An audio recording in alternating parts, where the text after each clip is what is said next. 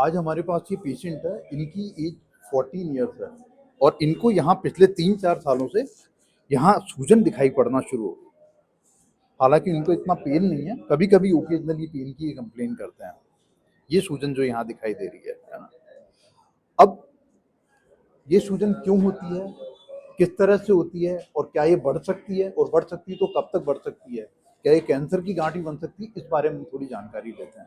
इस तरह की सूजन अगर आती है तो सबसे पहला काम हमें एक एक्सरे कराना होता है। आइए आपको एक्सरे दिखाते हैं। यह एक्सरे एक बोनी ओवरग्रोथ की फॉर्म में होता है ना। और जितना इस एक्सरे में जो एक्सटेंट दिखाई दे रहा है, वास्तविक एक्सटेंट इससे कई गुना ज्यादा होता है। कारण इसका ये है क्योंकि ये जो स्वेलिंग है ये कार्टिलेजिनस होती है, और या कहें ऑस्टियो कार्टिलेजिनस होती है, जिसमें हड्डी हड्डी के साथ साथ काटे। आप यहाँ देख पा रहे हो स्वेलिंग का एक्सटेंट इस बोनी ओवरग्रोथ से ज्यादा है।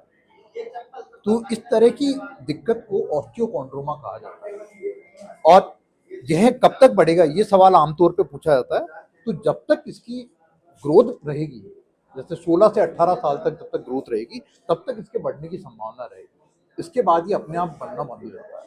अब इसमें इलाज क्या लें?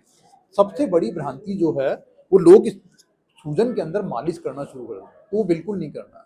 मालिश करने से लोकल एरिया में इन्फ्लेमेशन बढ़ता है और उसमें घाव पकने की या घाव होने की संभावना बढ़ जाती है। करना क्या है इसमें कि अगर ये कोई सिम्टम नहीं दे रहा है, मतलब न तो कोई नस को दबाने वाला जैसे सूनापन झंझनाहट दे रहा है, न ये ब्लड वेसल्स को दबाने वाला जिसमें कि खून का दौरा आगे अफेक्ट हो रहा हो, या फिर ये कोई मूवमेंट में प्रॉब्लम दे रहा हो, तभी कुछ करने की आवश्यकता है। अदरवाइज इसमें कोई सर्जरी इंडिकेटेड नहीं है। ये अपने आप स्वतः ही इसकी ग्रोथ रुक जाएगी, रहेगा भले ही इतना, लेकिन इसकी ग्रोथ होगी बच्चे की, लेकिन ट्यूमर ग्रो नहीं करेगा।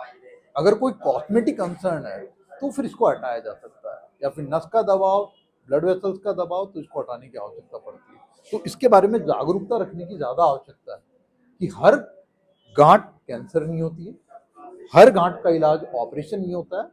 जरूरत है कुछ समझदारी रखने की और डॉक्टर के पास समुचित सलाह लेने की। Thank you.